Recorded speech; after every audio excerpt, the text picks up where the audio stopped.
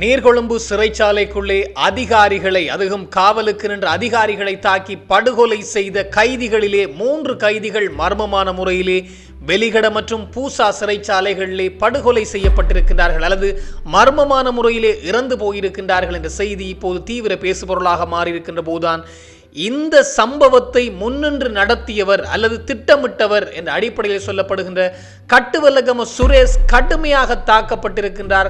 முதுகிலே மிக பெரும் காயம் ஏற்பட்டிருக்கின்றதாகவும் எழும்பி நடக்க முடியாத நிலைக்கு தள்ளப்பட்டிருக்கின்றாராம் பூசா சிறைச்சாலைக்குள்ளே என்ற தகவல் இப்போது பரவி இருக்கின்றது. மேலும் சிஐடி அடுத்த கட்ட நடவடிக்கையாக கஞ்சிபான இம்ரானை கைது செய்வதற்கு இப்போது சர்வதேச போலீசாருடைய உதவியை நாடியிருப்பதாகவும் தகவல்கள் பரவி இருக்கின்றது. மேலும் பிரசன்ன ரணதுங்கவுக்கு எதிராக இப்போது கடும் சட்ட நடவடிக்கை எடுக்கப்பட்டிருக்கின்றது. 9 வருடங்கள் சிறை தண்டனை அனுமதிக்கப்படுவாய் அல்லது 9 வருடங்கள் சிறை தண்டனைக்கு அவர் உட்படுத்தப்பட போகின்றார் என்ற அடிப்படையிலே நீதிமன்றம் கடும் எச்சரிக்கை பிறப்பித்திருக்கின்றது. மேலும் ரணில் விக்ரமசிங்க மற்றும் நாமல் ராஜபக்ச, கோட்டாபய ராஜபக்ச ஆகியோர் ஒரே திருமண நிகழ்விலே கலந்து கொண்டு ஒன்றாக கூடி குலவிய சம்பவங்களும் இடம்பெற்றிருக்கின்றது. இந்த விடயங்களை பற்றித்தான் இந்த தொகுப்பினூடாக முழுமையாக பேச போகின்றோம். அன்புறவுகள் எல்லோருக்குமே வணக்கம்.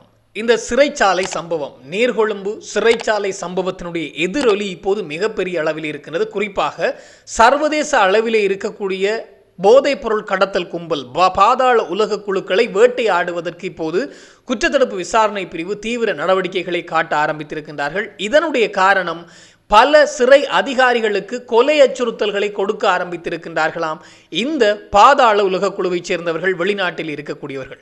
குறிப்பாக இந்த நீர்கொழும்பு சிறைச்சாலை சம்பவம் எல்லோருக்கும் தெரியும். இந்த நீர்கொழும்பு சிறைச்சாலை சம்பவத்திலே அந்த வாசலை உடைத்துக்கொண்டு வெளியே வர முற்பட்ட கைதிகளை வாசல் துவாரத்தினூடாக துப்பாக்கிச் சூட்டை நடத்தி அதனை முறியடித்த ஒரு போலீஸ் அதிகாரிக்கு ஒரு பக்கம் பாராட்டுகள் குவிந்து கொண்டிருக்கின்றது. இன்னும் ஒரு பக்கம் குறிப்பாக எதிர்க்கட்சிகள் அவருக்கு எதிராக சட்ட நடவடிக்கைக்கு என்ற அடிப்படையிலான கருத்துக்களை முன்வைத்து வருகின்றார்கள். அத்தோடு கைதிகளினுடைய உரிமைகளை பாதுகாக்கின்ற அமைப்பும் இதற்கு கடுமையான கண்டனங்களை தெரிவித்து வருகின்றார்கள். ஏன் துப்பாக்கிச் சூட்டை நடத்த வேண்டும் என்று. ஆனால் அவர்கள் இன்னும் ஒரு புறம் அங்கே சிறை காவல் அதிகாரிகள் அடித்துக் கொள்ளப்பட்ட விடயத்தை பற்றி பேசவில்லை என்பது மிக முக்கியமான விடயம். அப்படி இருக்கின்ற போதுதான் அந்த சிறை காவல் அதிகாரிக்கு, அந்த துப்பாக்கி சூட்டை நடத்திய போலீஸ் அதிகாரிக்கு கடுமையான கொலை அச்சுறுத்தல்கள், கொலை மிரட்டல்கள் இப்போது விடுக்கப்பட்டு வருகிறதாம். குறிப்பாக வெளிநாட்டிலே இருந்து, குறிப்பாக துபாய், கட்டார் போன்ற நாடுகளில் இருந்து அந்த தொலைபேசி ஊடாக அந்த போலீஸ் அதிகாரியுடைய தொலைபேசிக்கு அழைப்புகளை ஏற்படுத்தி கடுமையான உயிரச்சுறுத்தல் விடுக்கப்பட்டு வருகின்றதாம். காரணம், இந்த துப்பாக்கி சூட்டை அவர் நடத்தியதால் என்ற அடிப்படையிலே தகவல்கள் வெளியாகி இருக்கின்றது. இப்போது குற்றத்தடுப்பு விசாரணை பிரிவும் அடுத்த கட்ட நடவடிக்கைகளை நோக்கி நகர ஆரம்பித்திருக்கின்றார்கள். குறிப்பாக இந்த போதைப் பொருளுக்கு எதிராக, பாதாள உலக குழுவுக்கு எதிராக. காரணம், இந்த சிறை சம்பவமே போதைப் பொருளும் பாதாள உலக குழுவினுடைய சம்பவங்கள் காரணமாக அல்லது அவருடைய செயற்பாடுகள் காரணமாகத்தான் இந்த சிறை சம்பவம் இடம்பெற்றிருக்கின்றது. இந்த சிறை சம்பவத்தின் விளைவு என்பது இலங்கை அரசாங்கத்தை கடுமையாக பாதித்திருக்கின்றது என்பது மிக மிக முக்கியமான விடயம். அதுவும் அரசாங்கத்தில் ஏற்பட்ட மிக பெரும் இழுக்குகளிலே ஒன்று. அதுவும் எந்தளவுக்கு போதைப் பொருள் சம்பவங்கள், போதைப் பொருள் செயற்பாடுகள் ஊடுருவி இருக்கின்றது என்பதை இந்த சிறைச்சாலை சம்பவம் காட்டுகின்றது என்பதுதான் மிக மிக முக்கியமான விடயம். எனவே அடுத்த கட்ட நடவடிக்கையாக கஞ்சிபான இம்ரான், வெளிநாட்டிலே தலைமறைவாக இருக்கக்கூடிய கஞ்சிபான இம்ரானை கைது செய்வதற்கான வேலைகளை சர்வதேச போலீசார் இன்டர்போலினுடைய உதவியோடு குற்றத்தடுப்பு விசாரணை பிரிவு இப்போது நகர்த்தி வருவதாக தென்னிலங்கை ஊடகம் ஒன்று இந்த செய்தியை வெளிப்படுத்தி இருக்கின்றது. குறிப்பாக இந்த கஞ்சிபான இம்ரான் சர்வதேச குற்ற கும்பலோடு, இந்தியா மற்றும் பாகிஸ்தான் மற்றும் அல்ஜீரியாவை சேர்ந்த பல்வேறு சர்வதேச குற்ற கும்பலோடு சேர்ந்து இலங்கைக்குள்ளே பல குற்றச்செயல்களில் ஈடுபட்டு வருகின்றார், போதைப் பொருள் கடத்தல்களில் ஈடுபட்டு வருகின்றார் என்ற அடிப்படையிலும் உடனடியாக அவரை கைது செய்வதற்கான வேலைகளை இப்போது துரிதப்படுத்தி இருக்கின்றார்களாம் குற்றத்தடுப்பு விசாரணை பிரிவு. இதுவும் இப்போதைய இந்த சிறைச்சாலை சம்பவத்தின் ஒரு நடவடிக்கை தான். எனவே போலீசாருக்கு அச்சுறுத்தலை கொடுக்கின்றார்கள் வெளிநாடுகளில் இருந்து கொண்டு. எனவே அவர்களையும் வேட்டையாடுவதற்கு குற்றத்தடுப்பு விசாரணை பிரிவு தயாராகி வருகின்றது.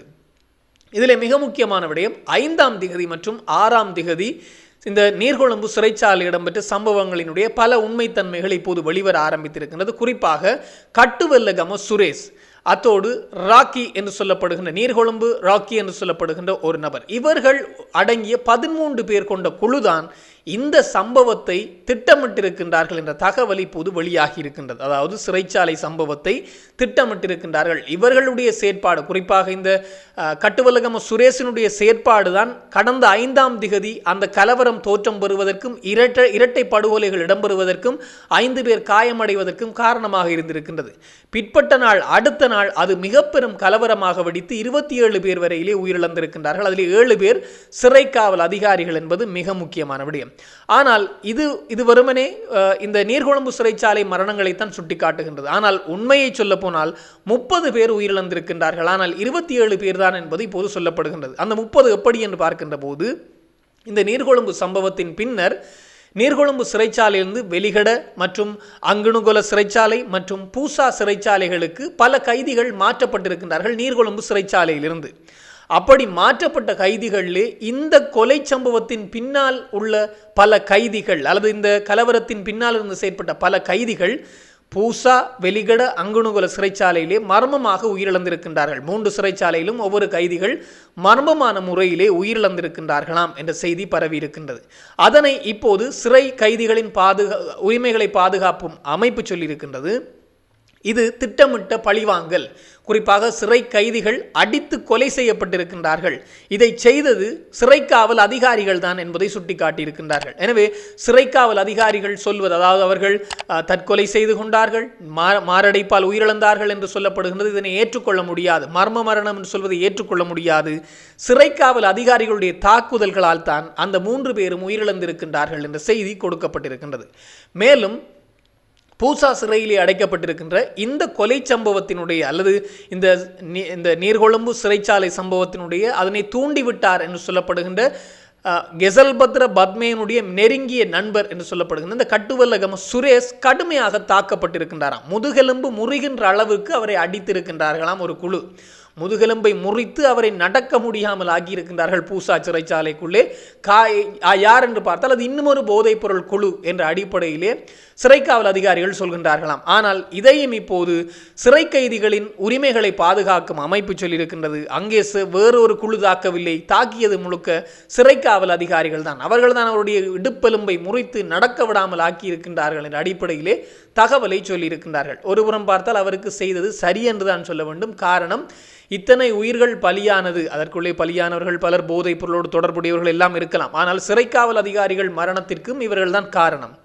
இவர்கள் தப்பிச் செல்வதற்காக சிறைக்காவல் அதிகாரிகளை பணைய கைதிகளாக வைத்துக்கொண்டு பலரை அடித்தே கொலை செய்திருக்கின்றார்கள் என்பது தெரிந்த ஒரு விடயம்தான். எனவே அந்த விசாரணைக்காக அவர் அந்த பூசா சிறைச்சாலைக்குள்ளே அழைக்கப்பட்டிருக்கலாம். அந்த விசாரணைகளின் விளைவே அவர் இப்போது நடக்க முடியாமல் இருப்பதற்கான காரணமாகவும் இருக்கும். எனவே நேற்று எந்த காயமுமே இல்லையாம் அவருக்கு என்ற ஒரு தகவல் வந்திருந்தது. ஆனால் இன்று இப்போது அவர் நடக்க முடியாமல் இருக்கின்றாராம்.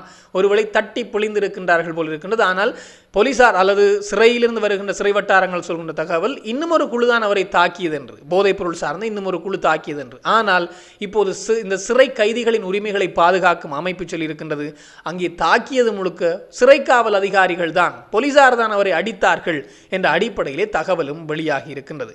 மேலும் ஒரு மிக முக்கியமான செய்தி என்று பார்க்கின்ற போது இந்த பிரசன்ன ரணதுங்க, அதாவது முன்னாள் அமைச்சர் பிரசன்ன ரணதுங்கவுக்கு எதிராக இப்போது கடும் சட்ட நடவடிக்கை ஒன்று எடுக்கப்பட்டிருக்கிறது. குறிப்பாக அவர் மேல் மாகாணத்தினுடைய முதலமைச்சராக இருந்த கால பகுதிகளிலே ஒரு காணி ஒன்று சார்ந்து அல்லது ஒரு காணி ஒன்றை நிரப்புவதற்காக ஒரு தொழிலதிபரிடம் கிட்டத்தட்ட 64 மில்லியன்கள் வரையிலே லஞ்சம் கோரப்பட்டிருக்கின்றதாம். ஒரு காணியை நிரப்புவதற்காக லஞ்சம் கோரப்பட்டிருக்கின்றது. அவரை அச்சுறுத்தி இருக்கிறார்கள் 64 மில்லியன்கள் வரையிலே தர வேண்டும் என்ற அடிப்படையில் அந்த வழக்கு விசாரணைக்கு எடுத்துக் கொள்ளப்பட்டது. அதில் வழங்கப்பட்ட தீர்ப்பானது இந்த பிரசன்ன ரணதுங்கவுக்கு எதிராக குறிப்பாக நீதிமன்றத்தின் தீர்ப்பின் போது 24 மில்லியன்கள் தண்டமாகவும் 10 மில்லியன் இழப்பீடாகவும் கொடுக்க வேண்டும் என்ற அடிப்படையில் உத்தரவு பிறப்பிக்கப்பட்டிருந்தது. இது சார்ந்து மேல்முறையீடு செய்திருந்தார்கள் பிரசன்ன ரணதுங்க தரப்பு.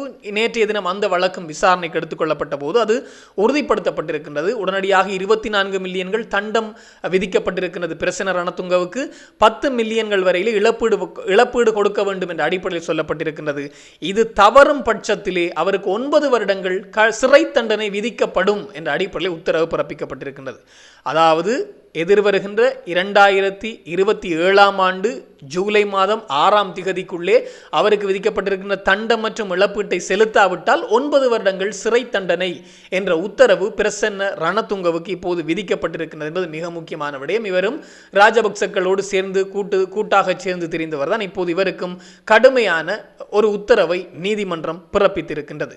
மேலும் ஒரு மிக முக்கியமான செய்தி என்று பார்க்கின்ற போது அத்தனை சமூக வலைத்தளங்களிலும் பார்க்க கிடைத்திருந்த செய்திதான், குறிப்பாக நெஞ்சடைப்பு, நெஞ்சிலே மிக பெரும் ஓட்டைகள் இருக்கின்றது, வெளியே வர முடியாது என்றெல்லாம் சொல்லி சிங்கப்பூரிலே சிகிச்சை பெற்று வந்த ரணில் விக்ரமசிங்கே இப்போது ஒரு திருமண நிகழ்வு ஒன்றிலே கலந்து கொண்டிருக்கின்றார். அந்த நிகழ்வு இப்போது கவனத்தை ஈர்த்திருக்கின்றது. ரணில், கோட்டா, நடுவே நாமல் ராஜபக்ச இருக்கின்ற ஒரு காணொலி ஒன்று வெளியாகி இருக்கின்றது. இதிலே ரணில் விக்ரமசிங்கனுடைய காதுக்குள்ளே நாமல் ராஜபக்ச ஏதோ சொல்கின்றார், திரும்பி ரணில் நாமலுடைய தோளின் மீது கை போட்டு அவருடைய காதுக்குள்ளே ஏதோ சொல்கின்றார்.